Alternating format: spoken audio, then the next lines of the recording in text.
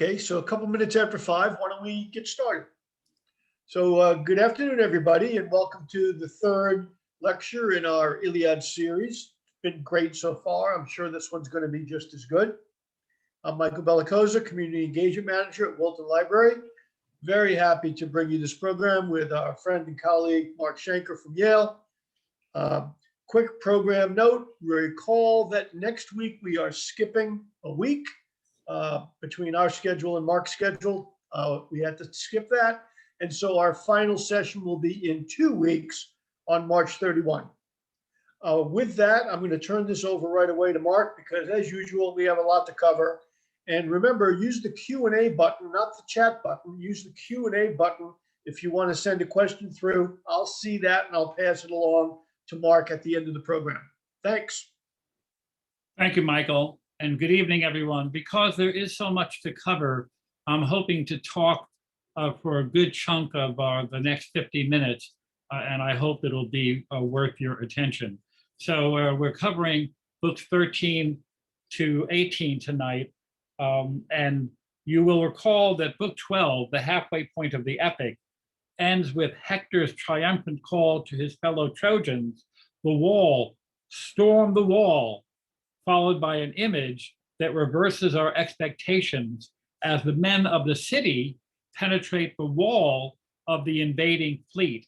That's interesting reversal, and this happens on page 340.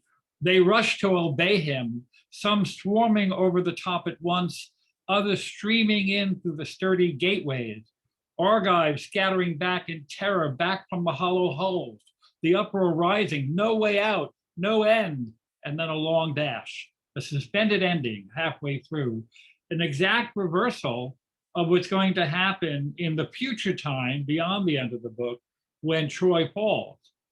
Of course, the attack of the Trojans will have an end. In fact, the passage with its references to sturdy gateways, swarming, streaming, scattering, has to be seen as a foreshadowing of the fall of Troy, as every one of its contemporary listeners would recognize. Indeed, reversal is the dominant theme of this third quarter of the Iliad, reversal.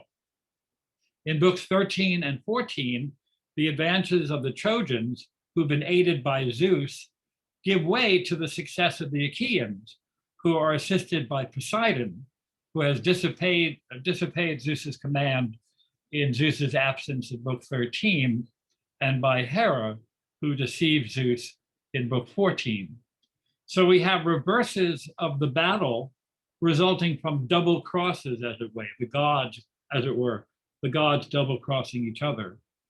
The book ends with a wounded Hector being removed from the battlefield that lacks his opposite number, Achilles.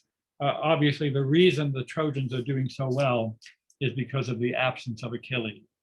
Although book 15 ends with the Trojans once again storming the ramparts of the Greek defenses and, quote, crashing against the beaked ships. Earlier in that book, Zeus explains in some detail to Hera and to us the fated chain of events that will not stop, quote, till the Achaean armies seize the beetling heights of Troy.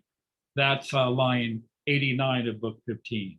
And he says, along the way, Achilles, quote, will launch his comrade Patroclus into action, and glorious Hector will cut him down with a spear in front of Troy, once Patroclus has slaughtered whole battalions of strong young fighting men, and among them, my shining son, Sarpedon. But then, enraged for Patroclus, brilliant Achilles will bring Prince Hector down. Spoiler alert, he's the god of the gods. He gets to do what he wants. It's with this divine prologue, as it were, that the critical events of books 16 through 18 are presented. And these are the appearance of Patroclus in Achilles' armor. So Patroclus becomes a kind of surrogate for the absent Achilles. And that, again, will reverse the Trojan advance. They are terrified that that is actually Achilles. The killing of Patroclus, who in dying foretells the death of Hector, the Achaeans' recovery of the body of Patroclus, thanks to Achilles. And in book 18, the agony of Achilles, the reversal of his earlier refusal to fight, and the preparation of a new set of armor, because Hector now wears the armor Achilles gave to Patroclus. So let's pause for a moment and say, in these books, in this third quarter, both his comrade in arms, Patroclus, and his opposite number, Hector, wear Achilles' armor. It's as if he has two surrogates, two different versions of himself. And I'll talk more about that next time. I want to note that in book 18, night falls for the first time since book 10.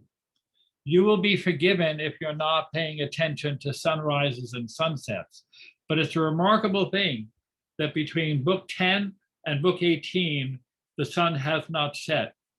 It's nighttime now, and the nighttime interlude precedes a new dawn for the Achaeans, even as the elaborate description of the forging of Achilles' new armor, and especially his shield, provides a powerful vision of beauty, art, and culture, a vision that stands at the opposite pole to the poem Savagery and Destruction. The poem is suffused with savagery and destruction, and it is suffused also with a love of beauty, art, culture, ritual, social relations. Part of Achilles' tragedy, as I mentioned last time, is that he's fated either to lose Nostos, homecoming, or Kleos. And I read the passage on page 265, in which he talks about, I cited the lines last time, but I'll say again, it's book 9, around 497, line 497, page 265. He makes reference there to my glory that will never die. And what Fagles translates as my glory never dies is what I mentioned last time was the Greek kleos aphtons, fame imperishable. That utterance is the only time in the Iliad that the Greek word for imperishable is not associated with a divine object. Mainly, Homer means imperishable in the literal sense that it can never die. It's immortal. The other 5 times the word is used, 3 of which are in the 6 books from today's sessions, are in book 13, it's used for the golden halls of Poseidon. In book 14, it's used for the golden throne that Hera seeks to bribe sleep with, to put Zeus to sleep. In book 18, it's used to describe the bronze house of Hephaestus. In book 2, it was used to describe Agamemnon's royal scepter. And in book 5, it had been used to describe the golden wheels of the chariot of Hebe, the goddess of youth. The point of this is that for the poet to allow Achilles to use that word, the word for a thing that cannot die because it's immortal, it's divine, it's associated with the gods, to allow them to use that to say that if he lays siege to Troy, his journey home is gone, but his glory will be imperishable, is something that the Greek listeners would have noticed. It makes it clear how important this fate, fulfilling his fate by laying Troy low, but dying. And so the stakes are high for Achilles to return to battle, help lay siege to Troy, and meet his fate by dying in combat, but achieving imperishable glory. And the work, as it were, of this third quarter of the epic is to move Achilles out of his brooding and return him to the battlefield. And this is what happens at the very end of book 19. And because it's a Greek epic, it's not going to happen because he has a change of heart, or because a colleague persuades him, or his mother comes and pleads. It's going to happen because of a tragedy. This is the nature of Greek literature. Before the end of book 19, when Achilles returns to fight, Homer delays the transformation of Achilles by presenting several books, 13, 14 and 15, that are loaded with battle and interventions of several gods. So let's pause for a moment. Everyone has heard, everyone in the audience of the poem in whatever hall of celebration this poem is being recited, likely over several days. Everyone knows, they knew before they heard the poem what's going to happen. And now the job of the poet is to get us to take our mind off of the long delay, several books before Achilles shows up as he must. And so the poem focuses on the interventions of several gods. Hera and Poseidon on the side of the Greeks, Apollo and temporarily Zeus on behalf of the, I'm sorry, sorry, that's my mistake, on the side of the Trojans who are being routed. This has the effect, of course, of taking our attention away from Achilles, who is always the central issue of the Iliad. So because I misspoke there, I just want to, Hera and Poseidon on the side of the Greeks, Apollo and temporarily Zeus on behalf of the Trojans who are being routed. I apologize for that error. So along the way, we are going to be involved in the microcosm of bloodshed, several gruesome deaths that I'm going to extract a couple of from books 14 and 16. And I want to remind you, in almost every case in the epic, the gruesomeness is a death of a Trojan at the hands of a Greek warrior. If you think that it's Homer celebrating the bloodthirstiness of the poem, you're mistaken. He gives a nearly anatomical description so that we understand the loss of civility, of grace, of social relations to the bloodshed. And so in book 14, this is on pages 384 to 85, the great Ajax, who's a Greek, attempts to spear Polydamas, but the Trojan dodged Black Fate himself with a quick spring to the side. And instead, the Trojan Archelaus, Archelouchus, if you have a visual memory, looks like Archelouchus, it's pronounced Archelaus. Instead, that other Trojan caught the shaft, for the gods had doomed that fighting man to death. Ajax struck him right where the head and the neck bone join, the last link in the spine. He cut tendons through so the mouth and brow and nostrils hit the ground before the shins and the knees as the man dropped dead. That's absolutely ghastly. It's quite intentional. It has nothing to do with the Greek victory, has nothing to do with honor. It has nothing to do with civilization. It's savagery. It's the cost of war, and the war might be a war for good reason, but that's not infused into the passage.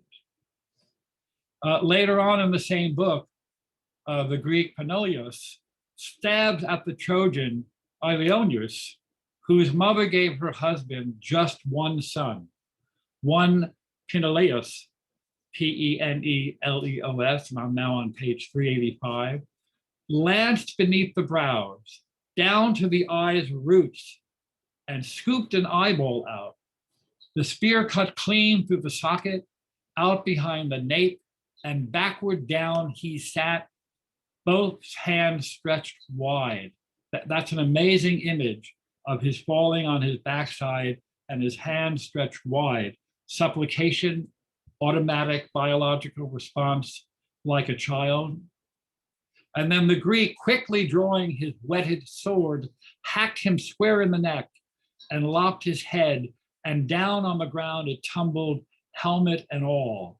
But the big spear's point still stuck in the eye socket, hoisting the head high like a poppy head on the shaft.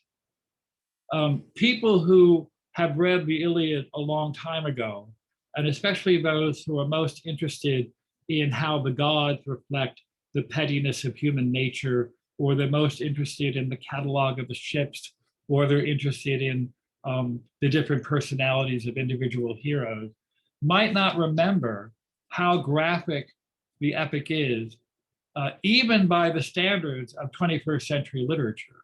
I mean, there are people who would be horrified to read this in a contemporary novel.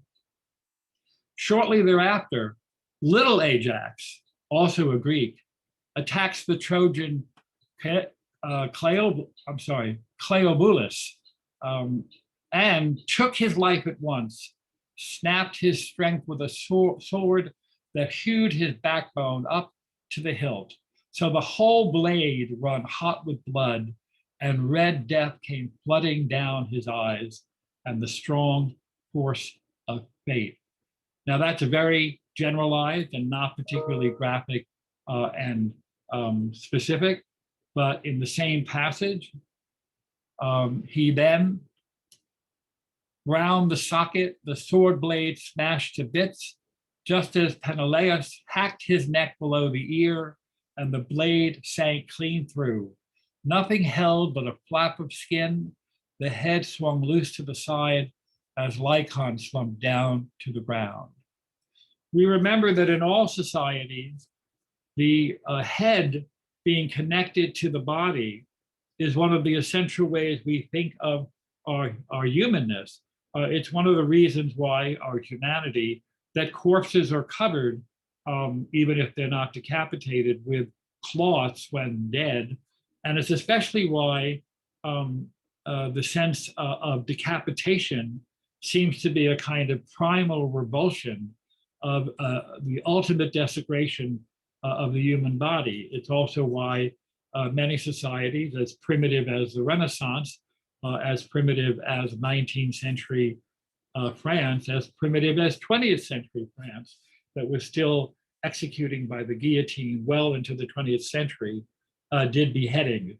They argued that the machine made it efficient, but it's a ghastly thing to even contemplate, let alone to see. It's the same reason why certain terrorists have taped themselves beheading their captives, because they know that there's something viscerally upsetting about that notion.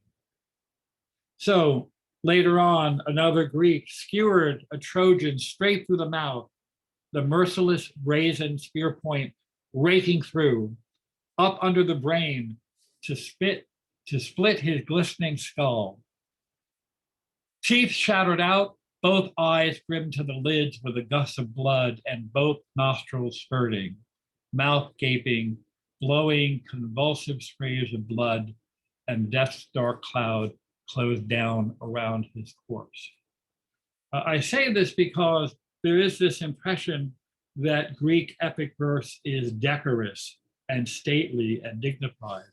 Homer will get down into the muck to make his point. This is a necessary cost of civilization, warfare. It may have to be tolerated, but it should not be celebrated as something unrealistically positive. The argument of the poem is always towards civilization, and that will become even clearer in our last session. So after 3 books of broad warfare and microcosmic looking at many deaths, these books 13, 14, and 15, the epic returned to the issue of Achilles by narrowing its focus in book 16 to the Greek warrior's beloved comrade in arms, Patroclus, who comes to Achilles weeping over the Greek losses. The intimacy of the scene and the poet's clear affection for Patroclus is conveyed by the fact that Homer addresses Patroclus directly several times in book 16. On page 413 at line 22, he says, "You answered your friend Patroclus, oh my rider," who's a great horseman, oh my rider. That's on page 413. And such a direct address occurs again on page 435 and 438, 439, and 440. It would be distinctive even if it happened once. It happened many times. Revelatory of each man's character, Achilles mocks Patroclus for his tears, while Patroclus, with a wrenching groan, upbraids Achilles for his rage, calling his friend a heart of iron. That's on page 413. Not that he has a heart of iron, he is a heart of iron, completely denatured. When Patroclus asks Achilles to be allowed to buckle on his fine armor on his back, Achilles agrees, but insists that Patroclus must fight only so far as to repel the Trojans from the Greek ships, and not to drive his troops all the way to Troy. To do so, says Achilles, quote, will only make my glory that much less. Now, it doesn't mean that Achilles has already decided to fight. It only means that if he will fight eventually, he has to have something important left to do. And so Patroclus cannot steal his thunder by getting all the way to the gates of Troy. And so Patroclus, arming himself in Achilles' gleaming bronze, in a passage filled with fine details of Patroclus's gearing up. This is on pages 416 and 417. We're told in advance that Zeus will grant only one of Achilles' two wishes, that Patroclus would indeed drive the onslaught off the ships, but he would be denied safe and sound return from battle. And indeed, Patroclus is killed by a gloating Hector at the end of book 16. And in his last speech, which begins with the word Hector and ends with the word Achilles, he foretells the death of the Trojan prince at the hands of the great Greek warrior. If you're used to reading stories where the plot matters a lot to you, you just have to reframe your expectations to recognize that everybody involved with the listening of this poem knows the story well. And in fact, they're being reminded that these things are inevitable, raises the stakes of their participation. It reminds them of the fatalism of human life, the mortality of human life, the power of the gods for those people who actually believe in the gods. It's a powerful enhancement to the story, not an undermining of it. So book 17 involves the intense battling over Patroclus's body, from which Hector has removed Achilles' armor. We're told that both sides fought like a swirl of living fire. That's on page 455, all day long in an enormous tug of war. All that's page 455. What better image, an enormous tug of war, than the balanced opposites that I've been talking about in the poem? And finally, the book 17, stops rather than concludes with another suspended ending, long dash ending, like book 12. The poet says, so pursued by Aeneas and Hector, Argive fighters raced, screaming death cries, lust for battle lost, and masses of fine armor lidded both sides of the trench as the Argives fled in fear. No halt in the fighting, not now.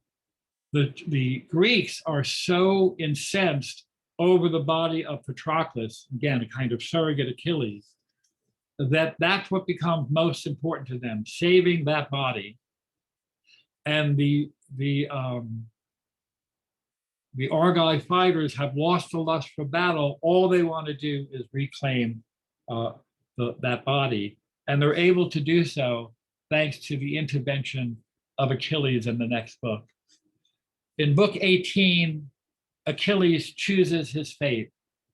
He says on page 471, if only strife could die from the lives of gods and men, and anger that drives the sanest man to flare in outrage. Well, two facts of life. Strife is always in the lives of God and men, and anger will drive the sanest man to flare in outrage. So says this angry, insane man. And then he says a few lines later, starting at 143 on page 471, I'll lie in peace once I've gone down to death, but now for the moment, let me seize great glory. And he is transformed by the rightness and the wisdom of this decision that is conveyed by the actions of Pallas Athena. That is one way to think of the presence of the gods, who I believe, and I think many critics believe, the writers of this poem did not actually have credence in. They used the gods as a narrative technique, as a kind of supernatural cultural coloring. I don't believe the people who made the poem, believe that. In any event, one way to think of the gods is that Pallas Athena shows up when wisdom takes over the character of the person she's accompanying. So once he makes this wise and right decision, Pallas Athena comes after Iris has counseled Achilles to show himself to the Trojans, even though he was without his armor and his weapons. And now I'm going to read a kind of long passage that comes on page 474 and 475. Remember where we are in the book. Patroclus's body is still being contested over.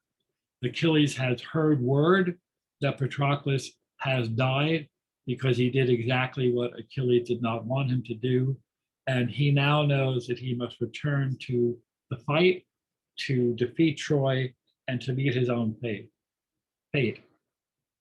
So I'm on pages 474 to 75, book 18, around line 230 and following. Achilles, Zeus's favorite fighter, and he's a great-grandson of Zeus, by the way, rose up now, and over his powerful shoulder, Pallas slung the shield, the tremendous storm shield with its tassels flaring.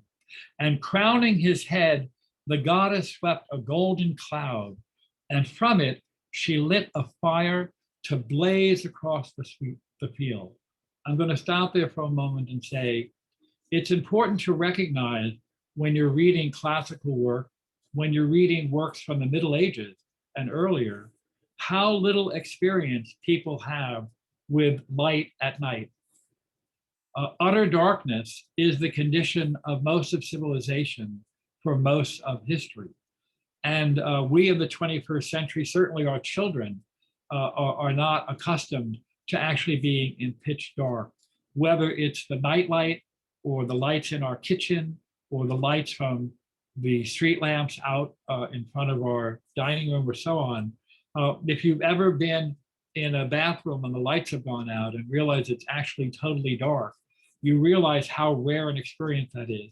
So it's important to remember when these ancient writers talk about blazing and fire and the symbolism of light and dark, there's nothing trivial about that. There's nothing cliched or corny about that. So she lit a fire above his head to blaze across the field. And then the long epic simile that begins, as smoke goes towering up in the sky from out of town, cut off on a distant island under siege, enemies battling round it, defenders all day long, trading desperate blows from their own city wall. But soon as the sun goes down, the signal fires flash, so that is, fires take the place of the smoke. Rows of beacons blazing into the air to alert their neighbors. If only they'll come in ships to save them from disaster. So now, from Achilles' head, the blaze shot up the sky. He strode from a rampart, took his stand at the trench, but he would not mix with the milling Argive ranks. He stood in awe of his mother's strict command. His mother's command is don't go fighting until I get you new clothes, essentially. He stood in awe of his mother's strict command. So there he rose and loosed an enormous cry, and off in the distance, Pallas shrieked out too, and drove unearthly panic through the Trojans. That is, the wisdom of Pallas in the Trojans, who were smart enough to know what they're facing, made them cry out in terror also, an unearthly panic. Piercing loud as the trumpet's battle cry that blasts from murderous raiding armies ringed around some city, so now the cry that broke from Alcides, that is the grandson of Aeacus. And Trojans, hearing the brazen voice of Alcides, that again, Achilles, all their spirits quaked. Even sleek-maned horses, sensing death in the wind, slewed their chariots round, and charioteers were struck dumb when they saw that fire, relentless, terrible, burst from proud-hearted Achilles' head, blazing as fiery-eyed Athena fueled the flame. 3 times the brilliant Achilles gave his war cry over the trench. 3 times the Trojans and famous allies whirled in panic, and 12 of their finest fighters died then and there, crushed by chariots, impaled on their own spears. In my view, it's worth the price of admission. I don't mean to Wilton Public Library or my talk. It's worth reading this poem just to appreciate how remarkable that is. Achilles is back in the distance, not armed, not fighting, and he's still able to send panic through the enemy and even kill some men. Critically, Achilles' appearance in the distance and his great war cries allow the Greeks, quote, to drag Patroclus's body quickly out of rage, the rage of the enemy. That's on page 475. So immediately after this scene, there's another one of the stunning reversals in the epic. The Trojans hold a nighttime council during which all the warriors meet on their feet, since not one of them dare to sit, for terror seized them all. That quote's from page 475. Right after, on the same page where I just ended the quote about Achilles. So this idea, like the excursion by Odysseus and Diomedes into the Trojan camp, which was seen as dishonorable, the fact that they're holding a council at night on the battlefield and not even sitting down, not doing the what you might think of sort of socially appropriate thing, shows how bad this situation has become. In this battlefield session, an argument arises between the Trojan Polydamas, who urges them to retreat now that Achilles is about to re-enter the fray, and Hector, who refuses and repeats in inverted fashion the argument in Book 9 between the truly despairing Agamemnon, who wishes to retreat, and his commanders who refuse. You remember that from last time. There in Book 9, Agamemnon said for the second time, "So come now, follow my orders, obey you, cut and run, let's go home." As I observed last time, Agamemnon is wrong in that instance, and he's rightly defied by Diomedes. But here, Hector is wrong not to heed the advice of his co-commander. He should retreat back to inside the walls of Troy. And this reversal is underscored by Hector's using the same language as the Greek king. He says, "I'll never permit you to run away. Come, follow my orders, all obey me now." That's Book 18, line 342 to 344, page 477. Come, follow my orders, all obey me now. Now, you may need a guy like me to point that out to you, even if you're reading every line. The Greek listeners would have heard that echo and known exactly what's happening. What's happening?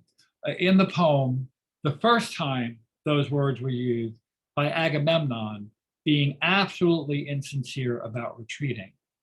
The second time, it was Agamemnon being sincere, but desperate about retreating. And the third time, it's Prince Hector being woefully, fatally wrong about not retreating.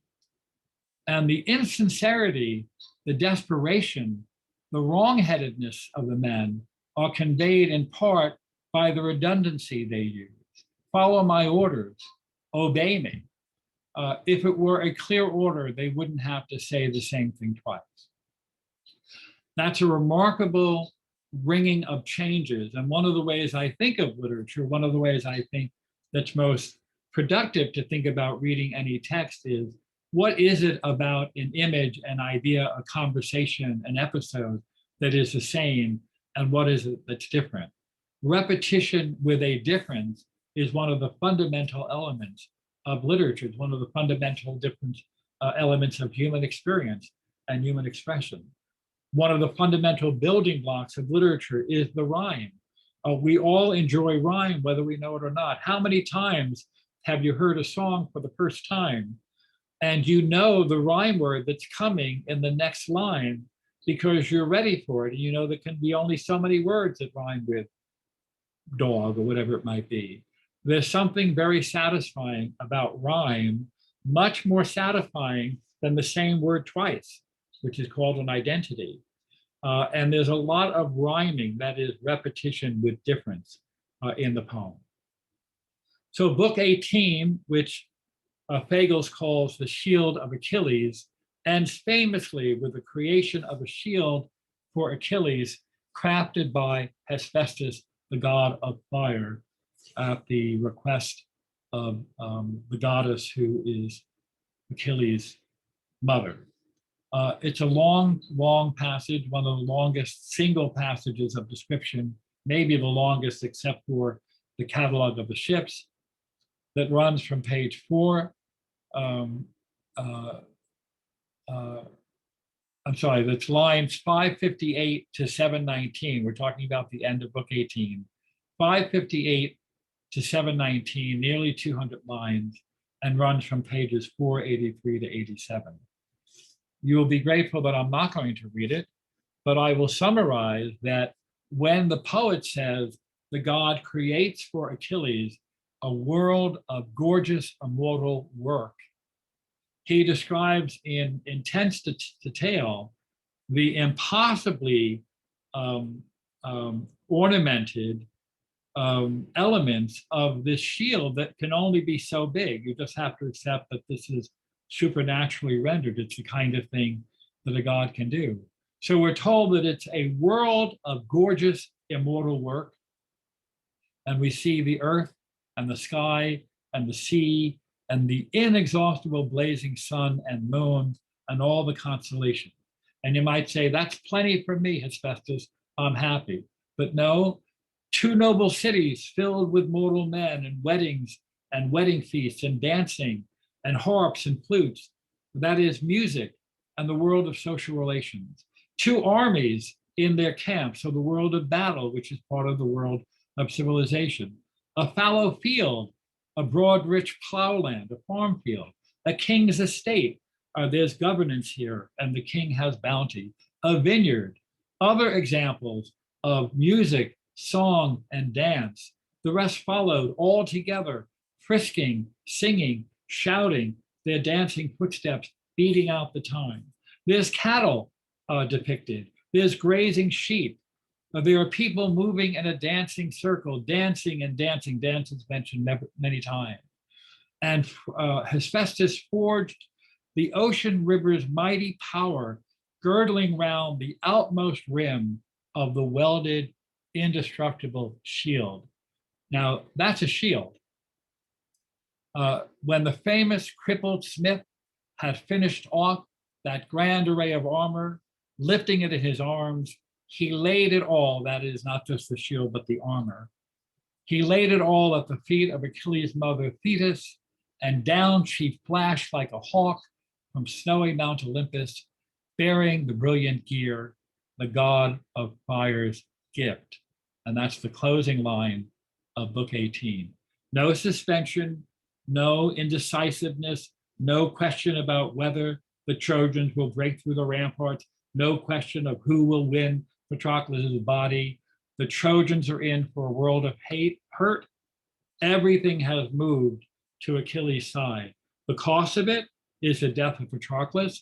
The cost of it will be the death of Achilles and the death of Hector, but that's the nature of the chain of events in Greek epic and tragedy.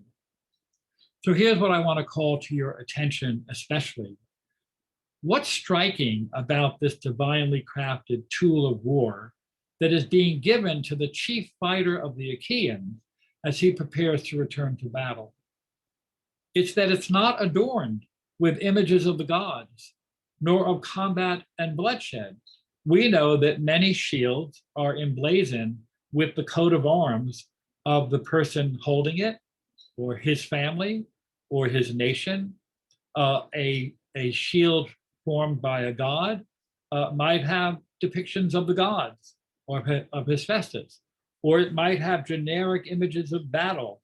Often shields have ferocious images on them to strike terror into the heart of the enemy.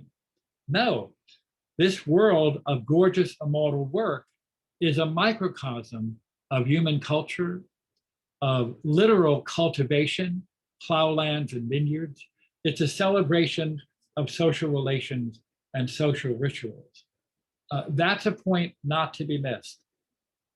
And I will say, if you remember anything from this evening, remember that that's the heart of the Iliad.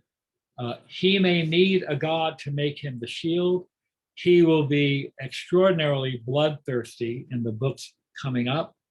But the book, the poem, the enterprise of Greek civilization is not about blood. It's about everything that's on that shield. Those of you who attended my lectures on the Odyssey last summer may recall, and if you don't recall, don't tell me, it'll break my heart. But you may recall that in book 9, when Odysseus encounters the Cyclops, we are told that what makes that race, the Cyclopes, what makes that race lawless brutes is that they never plant with their own hands or plow the soil. That's a quote. Quote, they never plant with their own hands or plow the soil. And we're told also they have no meeting place for council, no laws either. And that's in book 9 of the Odyssey, in Fagles, page 215. The Cyclopes are monsters, not because they're one-eyed giants, but because they have no culture. They do not cultivate. They do not till the soil. They are not farmers. They don't have laws. They don't have meeting halls. That's the heart of the poem. What's monstrous about the Cyclopes is that lack of civilization. And what is going to redeem all the bloodshed, all the blood that's spent in the Iliad, all the wasted rage and pettiness and jealousy and taking women as war prizes, is that the trajectory is towards civilization, as we'll see in the 4th quarter of the poem next time. So I have more to say, but I see it's coming up on 5:45, so I'll stop now. And again, ask Michael if you have any questions from the patrons, especially questions about the poem in this sort of intricate way, or anything that I've said this evening. I'm happy to engage those before I think of other things to lecture on this evening. Sure. Well, we have a couple of quick questions that came up in the course of the talk. What is the relationship of the long dash punctuation to the oral tradition of the poem? Yeah, I don't know any Greek. I'm not familiar enough with the Greek that's used at the end of those, but the long dash of Fagles as a translator is to show the sense of suspension, that it's an open question about what will happen to Patroclus' body, or earlier, an open question about whether the Trojans now attacking the walls of the fleet, the kind of city of the fleet. That's a remarkable inversion, that the Greeks have a kind of makeshift bivouac city, and the Trojans are out on the field attacking that city. The long dash is a kind of suspension, as if to say, who knows what's going to happen next? And I think that's the nature of a work that portions itself into these books. We know that there are 24 books because there are 24 letters in the Greek alphabet. It's an attempt to suggest that there's something encyclopedic about the work. And most of the episodes end with a clear reason for why we're at the end now. But those 2 particular books end in this suspension because it's not clear what's going to happen next.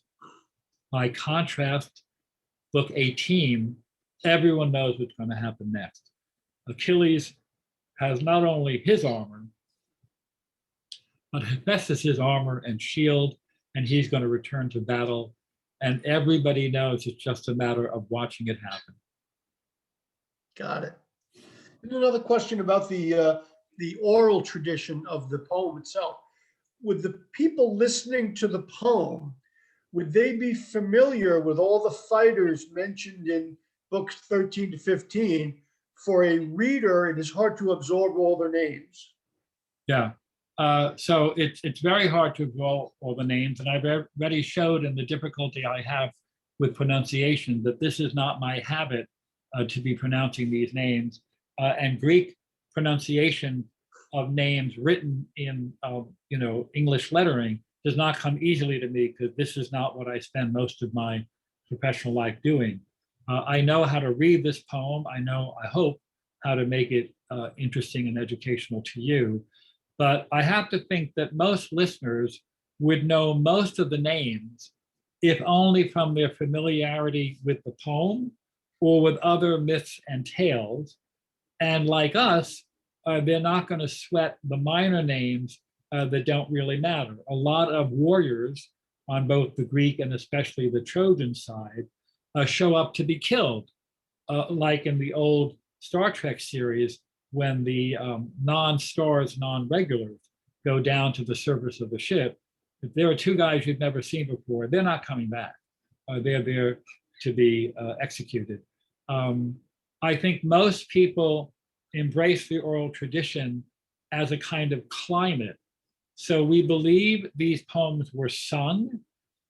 Greek verse holds long and short lines instead of stress and non-stress, the way English uses that time of year thou mayst in me behold, where stresses are.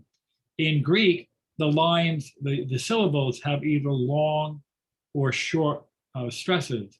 So it would be more like a song. I won't even attempt this for your sake, but when you hear a song, some syllables are held unnaturally long to fit the rhythm of the music. That's how it would have been played, probably accompanied by more than one musician. Almost certainly it would have been sung or narrated over the course of many evenings, sometimes at a festival honoring a god, sometimes at the celebration of a monarch or a wedding or a great victory, almost always in some kind of convivial meeting hall, so that when it talks about people having their fill of meat and drink, and when it talks about the civility, the social glue of actually having people you eat with, I remind you, as you may know, that our word companion means the people we have bread with. The pan in companion are the people we share our bread with. So everything about the experience of hearing the poem would emphasize the civilization, social relations part of it, no matter how dreadful it became. And because formulas are used, because the flashing helmet of Hector is used, it becomes a way that the singer of the song can remember certain passages because they're repeated. It's very possible that they memorized these sections in book form and probably cribbed the night before. Book 9 is on Tuesday, book 10 is on Wednesday. They might have been remarkable in their memory. They might have ad-libbed the way even some of Shakespeare's acting company ad-libbed. Okay.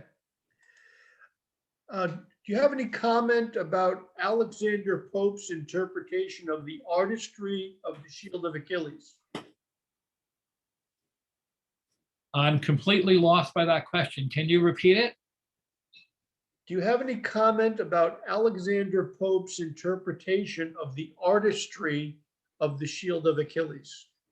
So I am a great fan of Alexander Pope.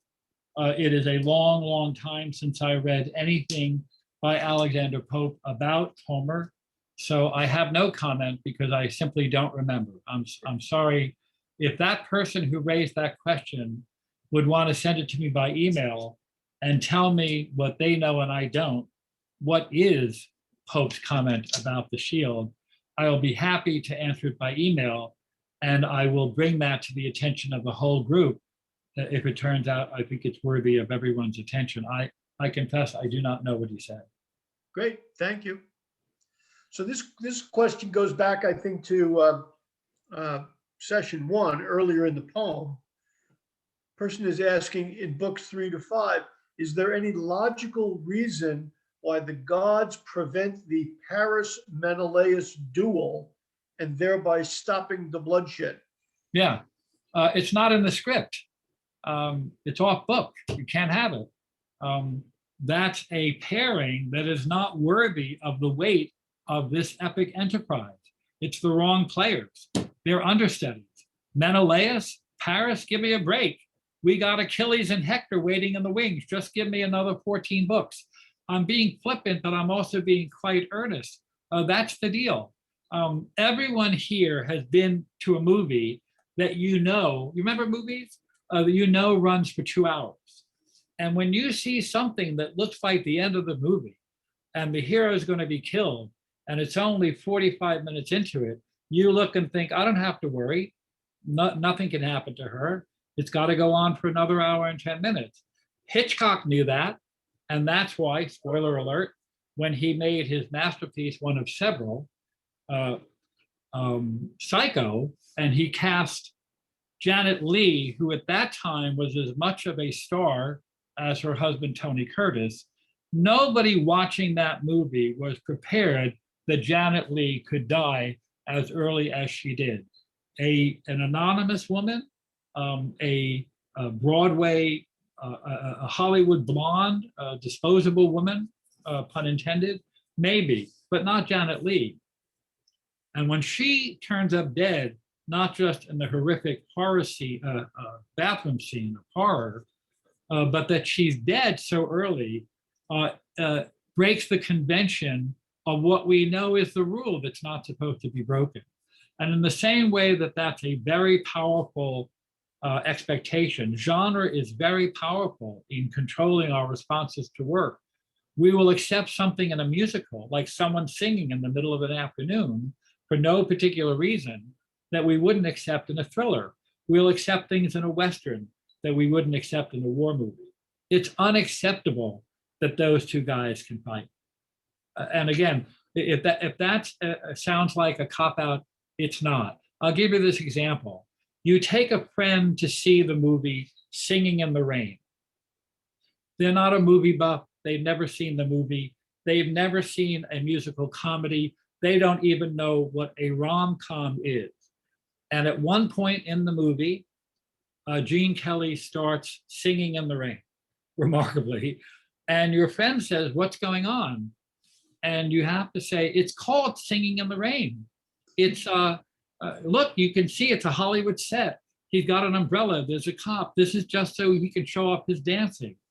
And if that same friend says, I don't understand why these two very talented, good-looking people, this man and this woman, why don't they like each other at this point in the movie?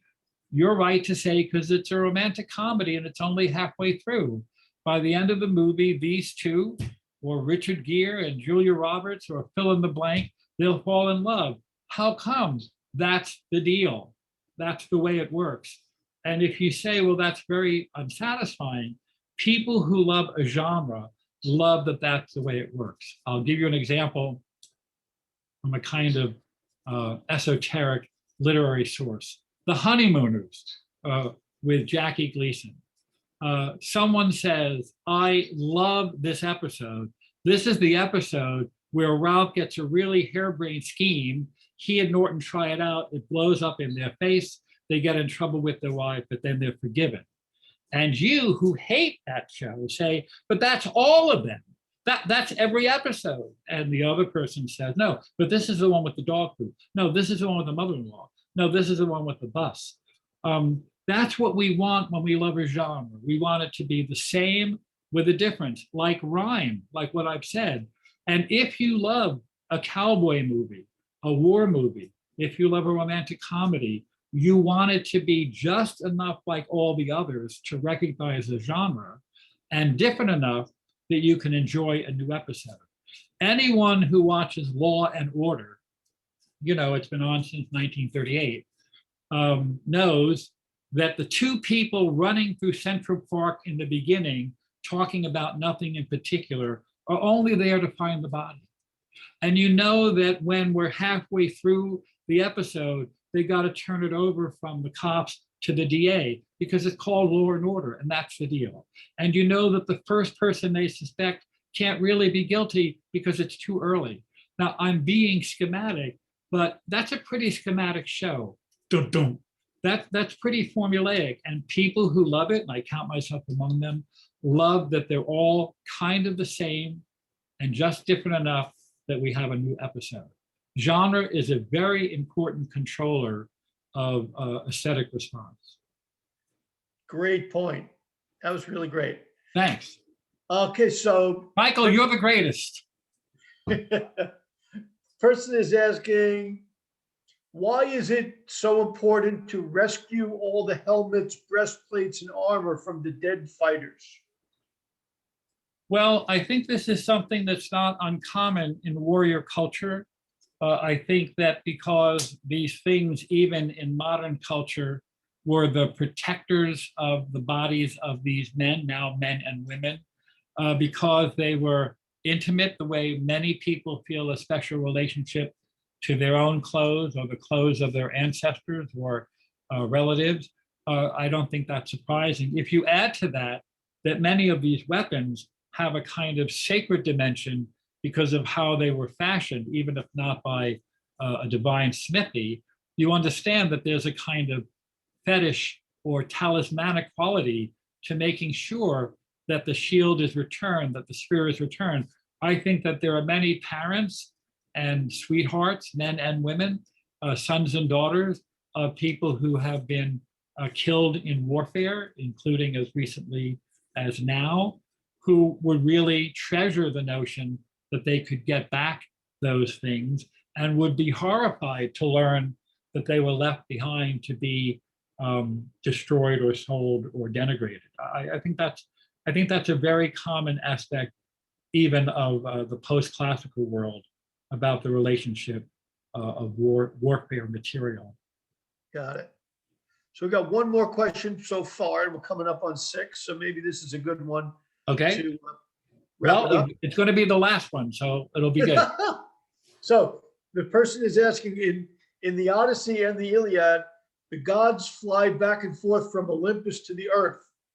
Has any work been done concerning the nature of this flight, the distances involved, or the speed? Yeah. I certainly hope not. I can only say that I hope people have better things to do at the time. I don't mean the question, the person who asked the question. I recognize, and I get this from when I taught undergraduates, from students all the time, there are people who, this is where Mount Olympus probably was. And I don't think it makes much sense to talk about human mathematics in the context of divine flight. And I want to say again, with absolute respect, there are many ways to teach these poems. And one of the ways, especially for young people who might not appreciate how much the supernaturalism of the ancient world influenced the lives of the people in it, I am not interested. I'm much more interested in how the gods' names became part of the way we talk about the world. So I'm fascinated by the fact that Janus, Janus, who could look both ways, is the name that we take the month of January, because January is the first month and the last month is a borderline month. And we call a janitor because a hallway allows you to look in two directions. That's absolutely true. Janus is the god of doorways and hallways, and the word janitor comes from that notion of being able to look down a hall one way and the other way. That's much more interesting to me nowadays of the week how certain expressions are used, than actually calculating what would the gods be like in human terms. And again, I hope no one sees that as dismissive. There are only so many things I can talk about. I try to be as broad as I can, and I welcome any questions, even ones where I'm not particularly experienced about. I'll do my best. So thank you all again. Happy St. Patrick's Day to those of you who are celebrating responsibly. Thank you again, Michael. And if you come next week, you'll be disappointed because we're not meeting again for 2 weeks. I will see you then at the end of the month. Thank you, Michael. Thank you very much, Mark. Thanks everybody for attending, and we'll have a great St. Patty's night, and we'll see you all in 2 weeks. Bye, everyone. Bye-bye.